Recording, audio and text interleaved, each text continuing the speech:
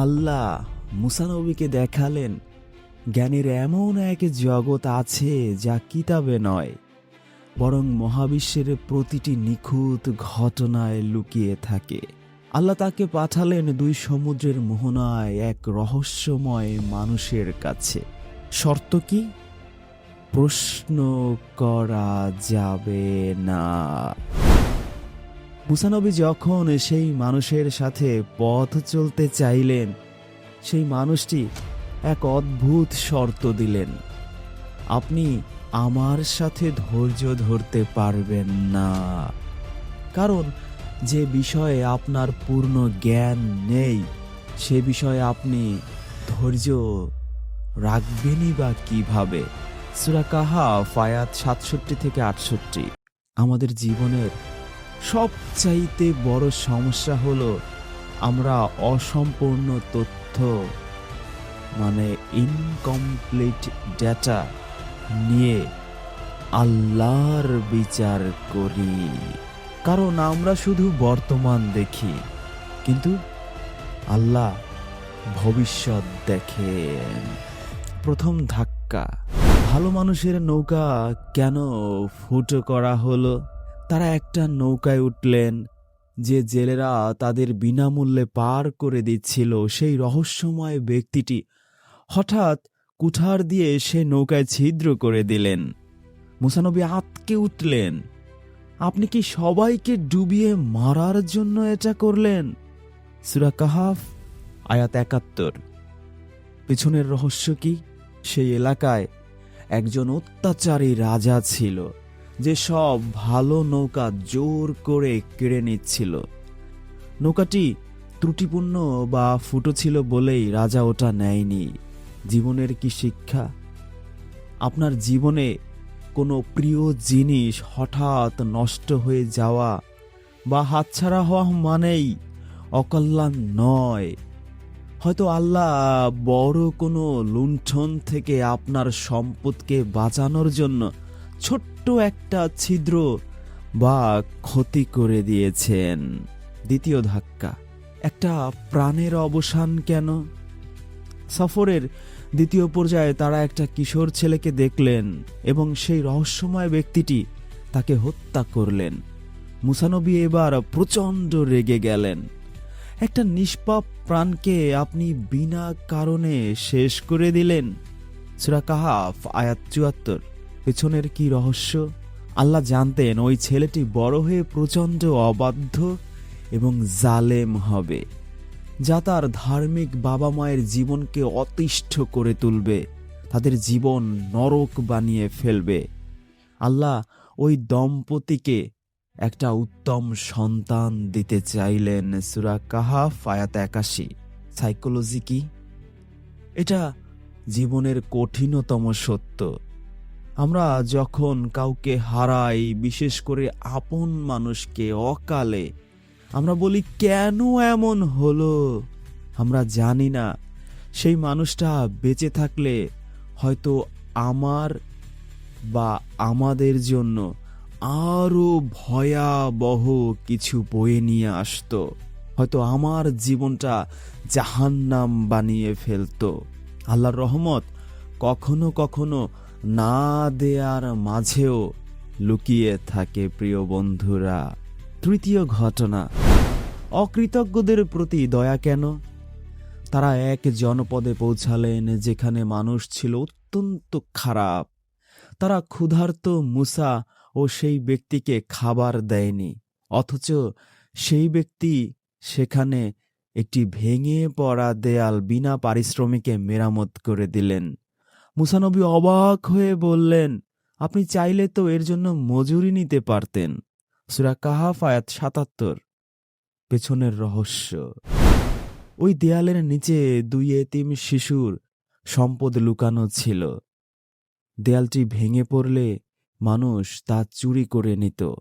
আল্লাহ চাইলেন শিশুরা বড় হওয়া পর্যন্ত সেই সম্পদ নিরাপদ থাকুক। লজিক, অনেক সময় আমরা ভাবি আমি সবার ভালো করি, কিন্তু মানুষ আমার সাথে কেন খারাপ করে? আমার সাথে খারাপ কেন করে? মনে রাখবেন, আপনার ভালো কাজ কোনো মানুষের রিওয়ার্ডের বা পুরস্কারের জন্য নয়, বরং আল্লাহর পরিকল্পনার একটা অংশ হওয়ার জন্য। আপনার সততা হয়তো আপনার অনাগত ভবিষ্যৎ প্রজন্মের রিজিক রক্ষা করে চলছে। বন্ধুরা, সূরা কাহাফের এই সফর আমাদের একটা গভীর সত্য শেখায়। জীবনকে সামনে দেখে বাঁচতে হয়, কিন্তু বুঝতে হয় পেছন ফিরে তাকিয়ে। মুসা নবীর চোখ যা দেখছিল তা ছিল অন্যায়, ছিদ্র করা নৌকা, মৃত্যু, ভাঙা দেয়াল। কিন্তু সেই রহস্যময় ব্যক্তির জ্ঞান যা দেখছিল তা ছিল পরম প্রজ্ঞা, আল্লাহর দেয়া। আপনার জীবনেও আজ যা বিপদ মনে হচ্ছে, কয়েক বছর পর আপনি হয়তো পেছন ফিরে তাকিয়ে বলবেন, আল্লাহ যা করেছিলেন ভালোই করেছিলেন, না হলে আজ আমি এখানে থাকতাম না। আল্লাহ অবিচার করেন না, তিনি হিকমত বা প্রজ্ঞা খাটান। আমাদের কাজ হলো ধৈর্য ধরা, যতক্ষণ না দেয়াল মেরামত হওয়ার সময় আসে আর আল্লাহ কাউকে না কাউকে দিয়ে আমার সেই দেয়ালটা শক্ত করে গড়ে দেন। যখন আল্লাহ আপনার হৃদয় ভাঙেন আপনাকে বাঁচানোর জন্য। আচ্ছা, আপনার অভিযোগ কি খুব বেশি? আমাদের জীবনটা কি মাঝে মাঝে এমন মনে হয় না যে আমরা গর্ত থেকে বাঁচতে গিয়ে কুয়োয় পড়ে গেছি? আপনি হয়তো সৎ পথে চলছেন, মানুষের উপকার করছেন, কিন্তু তবুও আপনার সাথেই কেন বারবার খারাপ ঘটছে?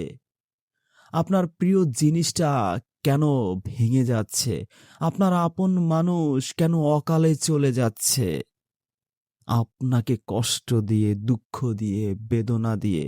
সূরা কাহাফ আপনার সেই জমাটবদ্ধ দুঃসহ যন্ত্রণাময় কান্নার উত্তর দিতে পারে। এটা কেবল মুসা নবীর সফর নয়, এটা আপনার, এটা আমার, আমাদের সবার জীবনের অদৃশ্য যুদ্ধের গল্প। ক্ষতি যখন ঢাল হয়ে দাঁড়ায়, কল্পনা করুন সেই গরিব জেলেদের কথা। তাদের সম্পদ বলতে কেবল ওই একটা নৌকা। তারা পরম মমতায় মুসা নবী ও সেই ব্যক্তিকে নৌকায় তুলে নিল, অথচ প্রতিদান হিসেবে কি পেল? সেই রহস্যময় ব্যক্তিটি নৌকাটা ফুটো করে দিলেন। সেই মুহূর্তে জেলেদের মনের অবস্থা ভাবুন। তারা হয়তো আকাশ পানে তাকিয়ে বলেছিল, হে আল্লাহ, আমরা কি এই প্রতিদান পাওয়ার যোগ্য ছিলাম? কিন্তু তারা জানতো না সামনের মোহনায় জলদস্যুরা ওত পেতে বসে আছে। যদি নৌকাটা অক্ষত থাকতো তবে তারা তাদের জীবন আর জীবিকা দুটোই হারাতো। কি শিক্ষা পেলাম আমরা আজ? আপনার জীবনে যে লস বা ক্ষতি হয়েছে, হয়তো সেটি আপনাকে আরো বড় কোনো ধ্বংস থেকে আড়াল করে রেখেছে। আল্লাহ আপনার ছোট্ট একটা ডাল ভেঙে দিয়েছেন যাতে আপনি ঝড়ের ঝাপটা থেকে বেঁচে যান, ঘূর্ণিঝড় থেকে বেঁচে যান, মহাবিপদ থেকে বেঁচে যান। বিচ্ছেদের আড়ালে পরম মায়া। কিশোরের মৃত্যুর গল্পটা সূরা কাহফের সবচাইতে যন্ত্রণাদায়ক অংশ। একটা ফুটফুটে কিশোরকে হত্যা করা হলো। মুসা নবীর মতো আমাদেরও কলিজা কেঁপে ওঠে ওই ভয়ানক দৃশ্য দেখে। আমরা শুধু বিচ্ছেদটাই দেখি, কিন্তু আল্লাহ দেখছিলেন ওই ছেলেটির ভবিষ্যৎ। সে বড় হয়ে তার বৃদ্ধ বাবা মায়ের কপালে কলঙ্ক আর অবাধ্যতার তিলক এঁকে দিত। তার প্রতি ভালোবাসার কারণে হয়তো সেই বাবা মা সিরাতুল মুস্তাকিম থেকে বিচ্যুত হয়ে যেতেন। আল্লাহ তাদের সেই ভবিষ্যৎ নরক থেকে বাঁচাতে বর্তমানের একটি টুকরো কেড়ে নিলেন। আপনি যাকে হারিয়েছেন, যার জন্য আপনার বুক ফেটে যাচ্ছে, কিন্তু আপনি জানেন না তাকে আগলে রাখলে হয়তো আপনার আখিরাত বা আপনার জীবনের শান্তি চিরতরে হারিয়ে যেত। আল্লাহ আপনাকে কাঁদিয়েছেন যেন আপনি পুরোপুরি ধ্বংস হয়ে না যান। সুতরাং এই ক্ষণিকের কান্না আপনার সারা জীবনের কান্নার ধুয়ে মুছে সাফ করে দিয়েছে, আপনার জীবনটা নরক হওয়া থেকে বাঁচিয়েছে। দেয়াল মেরামত, বাবার সততা যখন সন্তানের ঢাল, সব শেষে সেই দেয়াল, এক জনপদ যারা এক গ্লাস পানি পর্যন্ত দেয়নি, তাদের জন্য কেন এত খাটুনি?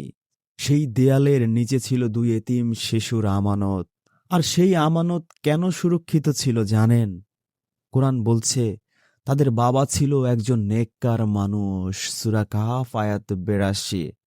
তাদের বাবা দুনিয়াতে নেই, কিন্তু তার রেখে যাওয়া সততা আর দোয়া আসমানে এমন এক কম্পন সৃষ্টি করেছে যে আল্লাহ স্বয়ং একজন নবীকে পাঠিয়ে দিলেন সেই এতিমদের সম্পদ রক্ষা করতে। আপনি হয়তো আজ একা, আপনার পাশে কেউ নেই, কিন্তু আপনার সৎ কাজ আর চোখের পানি কখনো বিফলে যাবে না। আপনার অবর্তমানে আপনার সন্তানদের রিজিক আর সম্মানের দায়িত্ব আল্লাহ নিজ হাতে তুলে নেবেন। আপনার আজকের ত্যাগ আপনার অনাগত প্রজন্মের রক্ষা কবচ। আপনি যখন একটা সুন্দর পেন্টিং দেখেন, শিল্পী যখন ক্যানভাসে কালো রং ঘষেন, আপনি কি তখন শিল্পীকে গালি দেন? না, কারণ আপনি জানেন শেষ পর্যন্ত একটা মাস্টার পিস তৈরি হবে। আমাদের জীবনটাও আল্লাহর ক্যানভাস। সেখানে দুঃখের কালো রং আছে, কষ্টের নীল রং আছে। আমরা শুধু এক একটা স্ট্রোক দেখছি, তাই আমাদের মনে হচ্ছে সব অগোছালো, এই বুঝি সব ভেঙে গেল। কিন্তু বিশ্বাস রাখুন, যখন পুরো ছবিটা শেষ হবে, আপনি নিজেই আল্লাহর দরবারে কৃতজ্ঞতায় চোখের পানি ছেড়ে দেবেন, বলবেন আলহামদুলিল্লাহ। ওগো মহান আল্লাহ, আপনি যা করেছিলেন আপনি আমার ভালোর জন্যই করেছিলেন। সব প্রশ্নের উত্তর এক জীবনে পাওয়া যায় না, কিছু উত্তর আখিরাতের জন্য তোলা থাকুক। ততক্ষণ শুধু এটুকুই বলুন, হে আমার রব, আমি আপনার সিদ্ধান্তে পুরোপুরি সন্তুষ্ট, পুরোপুরি খুশি। বন্ধুরা, আপনি কি কখনো এমন কোনো সিনেমা দেখেছেন যার মাঝখানের মাত্র 5 মিনিট আপনি জানেন, কিন্তু শুরু আর শেষ আপনার অজানা? আমাদের জীবনটাও ঠিক তেমন। আমরা আমাদের কষ্টের মুহূর্তগুলো দেখি, কিন্তু আল্লাহর মাস্টার প্ল্যান দেখি না। আজ আমরা এমন এক সফরের গল্প শুনব যেখানে যুক্তি হেরে গিয়েছিল আর জয়ী হয়েছিল এক গভীর হিকমত। সূরা কাহফের সেই বিখ্যাত সফর, মুসা নবী এবং আল্লাহর এক বিশেষ দাসের যাত্রা, 2 সমুদ্রের মিলনস্থল, যেখানে যুক্তি থামে, হিকমত শুরু হয়। মুসা নবী ছিলেন সময়ের শ্রেষ্ঠ জ্ঞানী, কিন্তু আল্লাহ তাকে পাঠালেন এমন একজনের কাছে যার জ্ঞান কোনো কিতাব থেকে আসেনি, বরং এসেছিল সরাসরি আল্লাহর রহমতের ভান্ডার থেকে। সেই রহস্যময় মানুষটি মুসাকে একটি শর্ত দিয়েছিলেন, চুপ থাকতে হবে, প্রশ্ন করা যাবে না। কারণ কারণ মানুষের যুক্তি কেবল আজ বোঝে, কিন্তু আগামীকাল বোঝার ক্ষমতা তার নেই। শুরু হলো ইতিহাসের সবচাইতে বিতর্কিত সফর, নৌকার সেই ছিদ্র, যখন আপনার সুরক্ষা আপনাকে ভেঙে ফেলে, শান্ত সমুদ্র। জেলেরা পরম মমতায় তাদের নৌকায় তুলে নিল। হঠাৎ সেই রহস্যময় মানুষটি কুঠার দিয়ে নৌকার তক্তা ভেঙে ফেললেন। পানি ঢুকতে শুরু করল। মুসা নবী চিৎকার করে উঠলেন, এ কি করলেন? ওরা আমাদের উপকার করল, আর আপনি ওদের মারতে চাইলেন। আমাদের জীবনেও মাঝে মাঝে এমন হয়। আপনি কাউকে সাহায্য করছেন, অথচ আপনার নিজের জীবনটাই তছ নছ হয়ে যাচ্ছে। আপনার মনে হচ্ছে আপনার নৌকা ডুবে যাচ্ছে, কিন্তু আপনি দেখছেন না যে পাড়ে দাঁড়িয়ে আছে এক অত্যাচারী রাজা, যে প্রতিটি ভালো নৌকা কেড়ে নিচ্ছে। আপনার নৌকায় ওই ছিদ্রটি আসলে অভিশাপ ছিল না, ওটি ছিল রাজার হাত থেকে বাঁচার একটা পবিত্র ত্রুটি। আপনার জীবনে আজ যা ভেঙে গেছে, হয়তো ওটি ভেঙেছে বলেই আপনি আজ শত্রু বা বিশাল বড় বিপদের হাত থেকে বেঁচে আছেন। আল্লাহ মাঝে মাঝে আমাদের কিছু জিনিস নষ্ট করে দেন, যাতে আমাদের অস্তিত্ব টিকে থাকে, আমরা বেঁচে থাকি, পুরোপুরি ধ্বংস হয়ে না যাই। এরপর সেই ভয়াবহ দৃশ্য, একটা ফুটফুটে কিশোরকে পৃথিবী থেকে সরিয়ে দেয়া হলো। মুসা নবী এবার নিজেকে ধরে রাখতে পারলেন না। একজন নবী হিসেবে তিনি এই অবিচার মেনে নিতে পারছিলেন না। বন্ধুরা, এই অংশটি পড়তে গিয়ে আমাদের বুক ফেটে যায়, কিন্তু এখানে লুকানো ছিল এক গভীর মায়া। আল্লাহ জানতেন ওই ছেলেটি বেঁচে থাকলে তার মা বাবাকে জাহান্নামের কিনারে নিয়ে যেত। আল্লাহ চাইলেন ওই বাবা মাকে একটা পবিত্র সন্তান দিতে। আমরা যখন আমাদের সন্তান বা প্রিয়জনকে হারাই, আমরা শুধু শূন্যতা দেখি, কিন্তু আল্লাহ সেই শূন্যতার আড়ালে আমাদের জন্য জান্নাতের রাস্তা পরিষ্কার করেন। আপনার যে আপন মানুষটি চলে গেছে, হয়তো তার চলে যাওয়াই ছিল আপনার আর তার যে কোনো একজনের জান্নাতে যাওয়ার একমাত্র উপায়। সুতরাং আল্লাহর না বলাটাও এক ধরনের দয়া, নিয়ামত, রহমত। সেই দেয়াল, আপনার নীরব কাজ যখন আপনার সন্তানের ঢাল। সবশেষে সেই জনপদ যেখানে তারা একটু খাবার পাননি, অথচ সেই মানুষটি সেখানে এক ভাঙা দেয়াল মেরামত করলেন। মুসা নবী অবাক হলেন অকৃতজ্ঞদের প্রতি দয়া দেখে। কিন্তু সেই দেয়ালের নিচে ছিল এক গুপ্তধন, 2 এতিম শিশুর জন্য। তাদের মৃত বাবা সেই সম্পদ রেখে গিয়েছিলেন। সেই বাবা হয়তো মারা যাওয়ার আগে আল্লাহর কাছে হাত তুলে কেঁদেছিলেন, হে আল্লাহ, আমার ছোট বাচ্চাদের কে দেখবে? সেই বাবার দোয়া আর সততা আসমান কাঁপিয়ে দিয়েছিল। তাই কয়েক দশক পর আল্লাহ স্বয়ং একজন নবীকে পাঠিয়ে দিলেন সেই আমানত রক্ষা করতে। আপনি যখন অন্যের জন্য নিঃস্বার্থভাবে কাজ করেন, তখন মনে রাখবেন আপনার সেই সৎ কাজের প্রতিদান আপনি না পেলেও আপনার সন্তানরা পাবে। আপনার সততা আপনার উত্তরসূরিদের জন্য এক অদৃশ্য বীমা, অদৃশ্য ইন্স্যুরেন্স। মুসা নবী এই সফরে বারবার প্রশ্ন করেছিলেন, কারণ তিনি শুধু দৃশ্য বা সিনারি দেখেছিলেন, আর সেই রহস্যময় মানুষটি শান্ত ছিলেন, কারণ তিনি অদৃশ্য বা আনসিন দেখেছিলেন। বন্ধুরা, আপনার জীবনের ক্যানভাসে আল্লাহ যখন কালো রং দেন, তখন ঘাবড়াবেন না। তিনি একজন মহান শিল্পী। তিনি জানেন কালির কোন আঁচড়ের পর কোন আলো দিতে হয়। আপনার নৌকা ফুটো হয়ে গিয়েছে, ধৈর্য ধরুন, দস্যুর রাজা চলে যাচ্ছে। আপনার দেয়াল ভেঙেছে, ধৈর্য ধরুন, নিচে গুপ্ত ধন লুকানো আছে। আপনার মন ভেঙেছে, ধৈর্য ধরুন। আল্লাহ আপনাকে নতুন করে গড়ছেন। মুসা নবী শেষ পর্যন্ত কিন্তু ধৈর্য ধরতে পারেননি, কিন্তু আমরা যেন ধৈর্য ধরতে পারি, কারণ আমাদের সাথে খিজির নেই, কিন্তু খিজিরের রব মহান আল্লাহ আমাদের সাথে আছেন।